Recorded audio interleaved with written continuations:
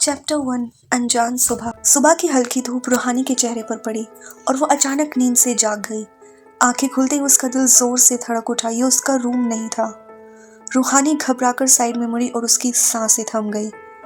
उसके बिल्कुल पास एक अनजान आदमी सो रहा था। ब्रॉड शोल्डर्स, मस्कुलर बैक और पूरी स्किन पर डार्क टैटूज, लेकिन सबसे ज्यादा डरावना था उसकी बैक पर बना एक बड़ा सा स्नेक टैटू। रूहानी की आंखों में खौफ भर गया। सांप? वो बिना आवाज किए पीछे हटने लगी। तभी मैट्रेस हल्का सा हिला। आदमी जाग गया। कुछ ही सेकंड्स में वो बेड पर बैठ चुका था और उसकी इंटेंस नजर सीधा रूहानी पर थी। रूहानी डर के मारे बेडशीट के अपने सीने तक खींचकर बैठ गई। आदमी के होठों पर एक हल्की सी स्मक आई। वो फिर खड़ा हुआ। उसके हाथ में चमकती हुई गन थी।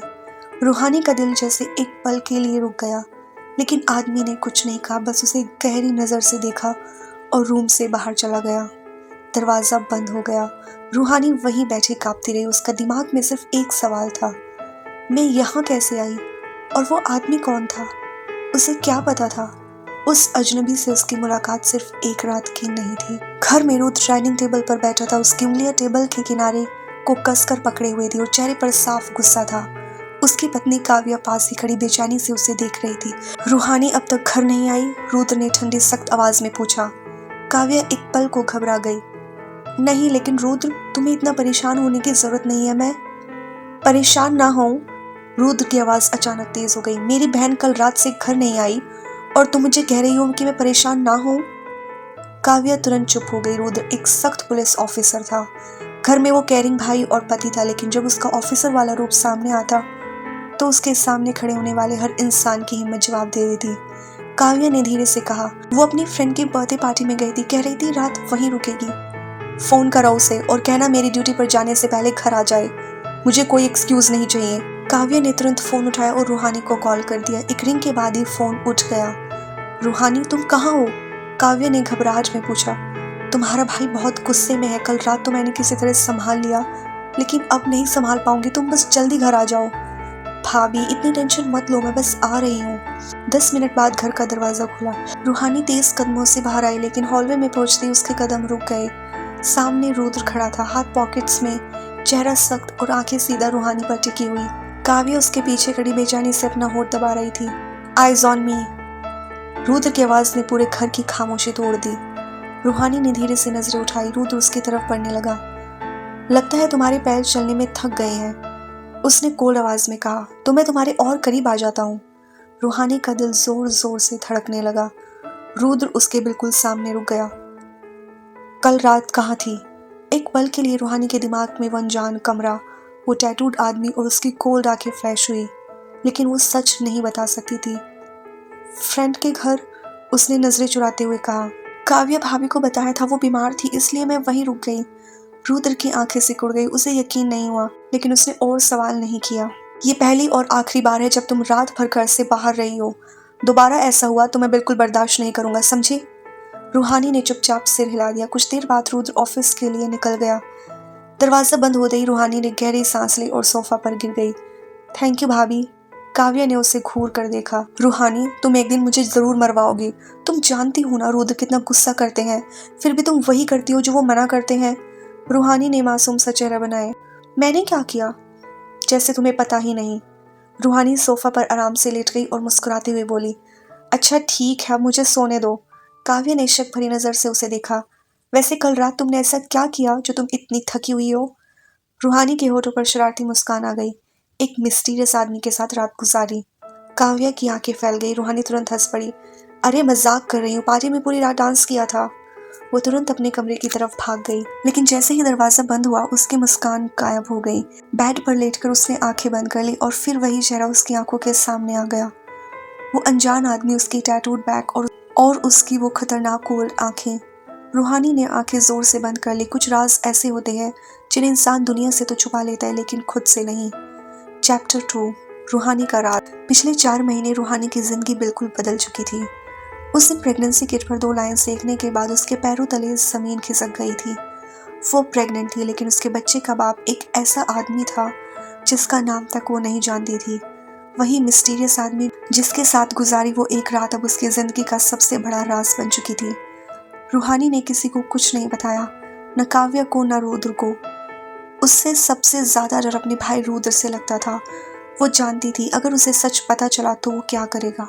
इसलिए रूहानी ने धीरे धीरे कॉलेज जाना छोड़ दिया और लूज क्लोथ्स पहनने लगी। 4 महीने बीत गए।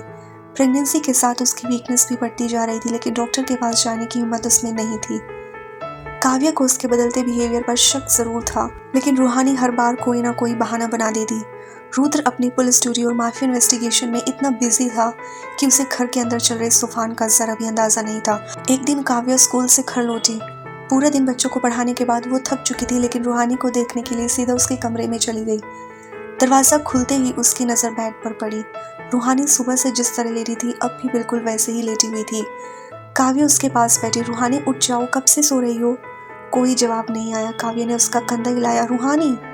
फिर भी कोई रिएक्शन नहीं। उसके चेहरे की मुस्कान गायब हो गई। रूहानी, हे वेक अप। रूहानी बिल्कुल नहीं हिली। काव्या का दिल जोर जोर से धड़कने लगा। ओ गॉड। वो तुरंत रूम से बाहर भागी और फोन उठाया। सबसे पहले उसने रुद्र को कॉल किया, 1 बार 2 बार, लेकिन रुद्र ने फोन नहीं उठाया। रुद्र प्लीज फोन उठा लो। उसने दोबारा कॉल किया, फिर भी कोई जवाब नहीं। काव्या ने घबराकर पुलिस स्टेशन का नंबर डायल किया। हेलो, मैं इंस्पेक्टर रुद्र की वाइफ बोल रही हूँ, मुझे उनसे बात करनी है, it's urgent. Ma'am, inspector Rudra अभी एसीपी के साथ मीटिंग में है, मैं उन्हें मैसेज दे देता हूँ। काव्या की आवाज़ कांप गई। प्लीज़ उन्हें जल्दी बताइए, रूहानी बेहोश है और आंखें नहीं खोल रही।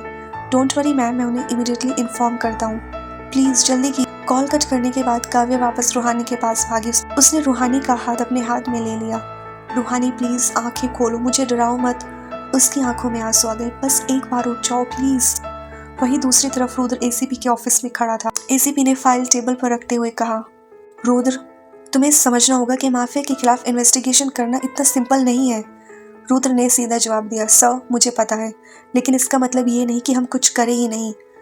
तुम उनके पीछे बहुत ज़्यादा पड़े हुए हो, because someone has to stop them sir. ACP ने उसकी तरफ देखा। तुम्हें पता है उनका इन्फ्लुएंस कितना बड़ा है, गवर्नमेंट तक उनके कॉन्टैक्ट्स हैं। रुद्र की आंखों में गुस्सा था। सर, वो ड्रग्स पूरे शहर में फैला रहे हैं। अगर हम सिर्फ इसलिए चुप हो जाए क्योंकि वो पावरफुल है, तो पुलिस होने का क्या मतलब है? एसीपी कुछ पल चुप रहा, फिर धीरे से बोला, Rudra, you have a family, अपने परिवार के बारे में सोचो। रुद्र ने गहरी सांस ली। I understand sir, but I can't back down. तभी एसीपी के फोन पर कॉल आई। कुछ देर बात करने के बाद उसने फोन रखा। तुम जा सकते हो। रुद्र ने सल्यूट किया। Thank you sir. वो मुड़ने ही वाला था कि उसका असिस्टेंट जल्दी से अंदर आया। सर। रुद्र रुक गया। क्या हुआ? असिस्टेंट ने घबराते हुए कहा, सर मैम का कॉल आया था। वाई?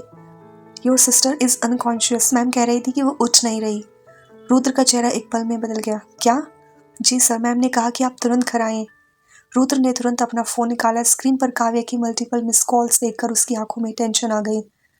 उसने मुझे इतनी बार कॉल किया। असिस्टेंट चुप रहा। रुद्र ने फोन पॉकेट में रखा एमिली और बिना एक सेकंड वेस्ट किए वो ऑफिस से बाहर निकल गया।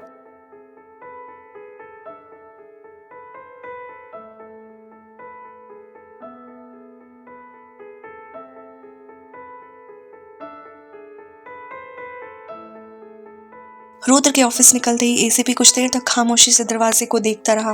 फिर उसने धीरे से अपना फोन निकाला और एक प्राइवेट नंबर डायल किया। 2 रिंग्स के बाद कॉल कनेक्ट हुई। Sir, Rudra is getting too close. दूसरी तरफ से माफिया बॉस की कॉल आवाज सुनाई दी। एसीपी ने कुर्सी पर बैठे हुए कहा, मैं समझा चुका हूँ उसे, लेकिन वो पीछे हटने वाला नहीं है। कुछ पल के लिए एसीपी चुप रहा, फिर धीमी आवाज में बोला, उसका दिमाग सिर्फ एक ही चीज पर लगा हुआ है, आपके एम्पायर को खत्म करना। दूसरी तरफ से कुछ कहा गया। एसीपी ने तुरंत जवाब दिया, जी मैं समझ रहा हूँ, लेकिन अगर आपने कुछ जल्दी किया तो पुलिस को शक हो जाएगा। माफिया बॉस ने शायद कोई सख्त सवाल पूछा। एसीपी ने हल्का सा घबरा कर कहा, डोंट वरी, मैं उसे हैंडल कर लूंगा। कुछ सेकंड्स की खामोशी के बाद एसीपी ने धीरे से कहा, रुद्र बहुत जिद्दी है पर बेवकूफ़ नहीं। अगर उसे ज़रा भी शक हुआ तो वो सीधा आप तक पहुंचने की कोशिश करेगा। दूसरी तरफ से एक ठंडी हंसी सुनाई दी। एसीपी का चेहरा सीरियस हो गया। जी समझ गया। उसने धीरे से कहा, बस मुझे थोड़ा वक्त दीजिए, मैं रुद्र को इस केस से दूर कर दूंगा। कॉल कट हो गई। एसीपी ने फोन टेबल पर रखा और कुछ पल चुप बैठा रहा। फिर उसने धीरे से खुद से कहा, रुद्र तुम्हें रोकना अब जरूरी हो गया है। उसकी आंखों में एक अजीब सी सख्ती आ गई, वरना बहुत देर हो जाएगी।